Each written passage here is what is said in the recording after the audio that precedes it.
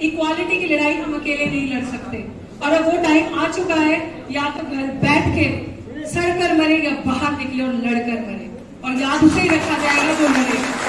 जय भीम, जय भारत, जय संविधान। Discrimination has completely changed it's form today.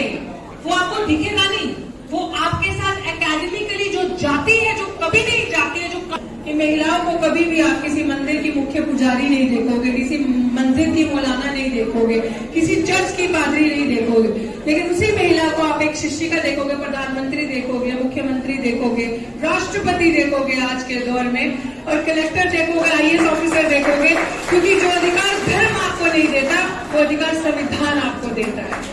और ये बाबा साहेब, हमारा समाज लोग कहते हैं सोया हुआ है, ये भी सुनने में आता है कि सब खत्म हो गया, हम कुछ समेट नहीं पाए, बचा नहीं पाए, लेकिन एज ए यूथ आप सबको देख के मुझे ऐसा लग रहा है नहीं, उम्मीद है अभी भी। ये जज्बा देखकर कुछ ऐसा नहीं है कि हम नहीं कर सकते, और बहुत कुछ अभी हमारे अंदर जो जज्बा बचा है, इससे आई थिंक हम बहुत लंबी लड़ाई अभी लड़ सकते हैं। और जो लुटेरों ने हमारे अधिकार, हमारी चीजें, हमारे संसाधन छीने हैं, अब वक्त आ गया है इसी जज्बे के साथ वो उन सबकी घर वापसी करनी है। जैसे कहते हैं ना, साडा हक इत्थे रखो, हमारा हक, हमारी चीजें वापस कैसे लेकर आना है वो मैं समझ पा रही हूँ आप सबको देखकर। और आप सबका बहुत बहुत शुक्रिया कि आपने मुझे शेरनी कहा, और मुझे ऐसा लगता है कि मैं अकेली शेरनी नहीं हूँ, और ये सब महिलाएं, सबसे पहले तो आप सबका बहुत बहुत शुक्रिया। आज सबसे ज्यादा अच्छी खुशी इस चीज की हो रही है मुझे महिलाओं को देखकर, क्योंकि अक्सर राजा सर शायद ये बात जानते हैं, और मैं हमेशा इस चीज की कंप्लेंट करती रहती हूँ कि सर किसी भी कार्यक्रम में जाओ, सब हम आते हैं लेकिन हम अपने घर की महिलाओं को घर छोड़कर आ जाते हैं। तो यहाँ पे एक चीज देखकर बहुत अच्छा लग रहा है कि अगर मुझे लग रहा है कि 50-50 की रेशियो है, जिस हिसाब से पुरुष है उस हिसाब से महिलाएं भी है, क्योंकि हम सब ये चीजें जानते हैं। और यहाँ इस मंच से बोलने को भी ये चीज अच्छी लग रही है कि हमें महिलाओं को जो अधिकार कोई नहीं दे सकता, वो अधिकार, जैसे मैं अक्सर अपने भाषण में भी ये चीजें बोलती आई हूँ कि महिलाओं को कभी भी आप किसी मंदिर की मुख्य पुजारी नहीं देखोगे, किसी मंदिर की मौलाना नहीं देखोगे, किसी चर्च की पादरी नहीं देखोगे, लेकिन उसी महिला को आप एक शिक्षिका देखोगे, प्रधानमंत्री देखोगे, मुख्यमंत्री देखोगे, राष्ट्रपति देखोगे आज के दौर में, और कलेक्टर देखोगे, IAS ऑफिसर देखोगे, क्योंकि जो अधिकार धर्म आपको नहीं देता, वो अधिकार संविधान आपको देता है। और ये बाबा साहेब भीमराव अम्बेडकर की दी हुई नियामत है हमें। सावित्रीबाई फूले, माता सावित्रीबाई फूले, जो उस टाइम पे हमारे लिए लड़ी, क्या क्या साहब, देश की पहली शिक्षिका, जिसको बहुत स्ट्रैटेजी से हमारे इतिहास को मिटाने की कोशिश करी, लेकिन आई थिंक हम लोगों के जज्बे से हम लोग जो फर्स्ट जनरेशन आ चुकी हैं और अपने अधिकारों को समझ चुकी हैं, और हम लोग अब बहुत हो गया खिलवाड़ हमारे साथ। आई थिंक आज आपके इस मंच से भी हमें ये संकल्प लेके जाना चाहिए कि जो मार पड़ चुकी है और जो हो चुका है, अब बस, क्योंकि मैं आप सबको बस अपने केस से, जो भी मुझे सुनते हैं और जिनको भी मेरे बारे में पता है, मैं यही चीज बोलना चाहूंगी कि आज के टाइम पे ना जो पैडागॉजी है ना, डिस्क्रिमिनेशन, यहाँ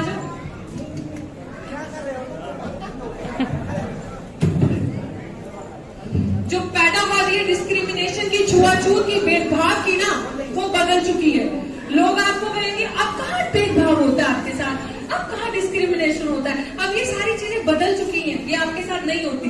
हम भी कहते नहीं होती, क्यों नहीं होती? क्योंकि आप लोगों को पता है सामने से आपके साथ भेदभाव करेंगे तो लॉस है, रगड़ दिए जाओगे, SC/ST एक्ट है, चले जाओगे जेल के अंदर, ये सारे लॉस है कि जिससे आपको पता है, डर है कि आप सामने से हमें नहीं काटोगे। लेकिन आप मानिए वैसे ही डिस्क्रिमिनेशन है, वैसे ही चीजें, बल्कि जो होता था उससे अब कई गुना ज्यादा खतरनाक है। Discrimination has completely changed it's form today. वो आपको दिखेगा नहीं, वो आपके साथ एकेडमिकली जो जाती है, जो कभी नहीं जाती है, जो कास्ट है, वो ट्रू सेंस में इंस्टीट्यूशन में दिल्ली विश्वविद्यालय में आपको नजर आएगी।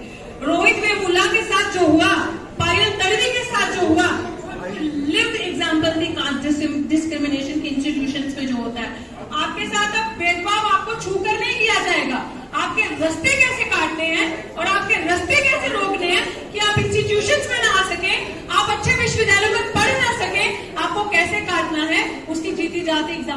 आपके सामने। दिल्ली विश्वविद्यालय को रिसेंटली 100 साल हो गए। ध्यान से सुनिएगा प्लीज मेरी बात, मैं 2 मिनट लूंगी सर अगर आपकी इजाजत है। ध्यान से सुनिएगा, 100 साल हो गए अभी रिसेंटली 2 महीने पहले दिल्ली विश्वविद्यालय को बने हुए। और मैं बाहर की बात नहीं कर रही, हर छोटे छोटे विश्वविद्यालय में ये होता होगा, क्योंकि आपके रास्ते विश्वविद्यालयों से काटने हैं। इनको हमारे जो रास्ते हैं ना वो यूनिवर्सिटी में नहीं घुसने देना, क्योंकि शिक्षा सवाल को जन्म देती है। शिक्षा रोहित वेमुला को बनाएगी, शिक्षा पायल तन्वी को बनाएगी, शिक्षा जो प्रोफेसर चंद्रशेखर जिनके ऊपर झूठा सेक्सुअल हैरेसमेंट का इल्जाम जम्मू यूनिवर्सिटी में लगा और उन्होंने आत्महत्या कर ली वो, और शिक्षा रितु सिंह को बनाएगी। और इनको हमारे वो रास्ते काटने हैं। और इन्होंने क्या किया साजिश मेरे साथ, मुझे काटने के लिए।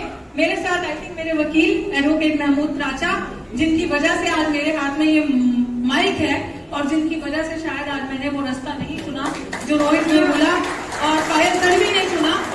मेरी मानसिक हालत भी बहुत खराब हो चुकी थी, मेंटल कैपेसिटी खत्म हो चुकी थी, जबकि मैं बहुत बोल्ड हूँ, मैं बहुत बोल्ड हूँ और मेरे अंदर बहुत हिम्मत है लड़ने की।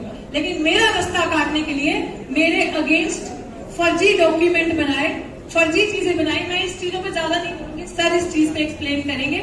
लेकिन मैं आपको एक बताती हूँ कि पूरा दिल्ली विश्वविद्यालय में एक झूठा प्लान इस तरीके से षड्यंत्र मेरे साथ रचा, और उस षड्यंत्र से रचने के लिए मुझे दिल्ली विश्वविद्यालय से टर्मिनेट किया गया as a post assistant professor की पोस्ट से 2 साल पहले कोरोना काल में 2020 अगस्त में।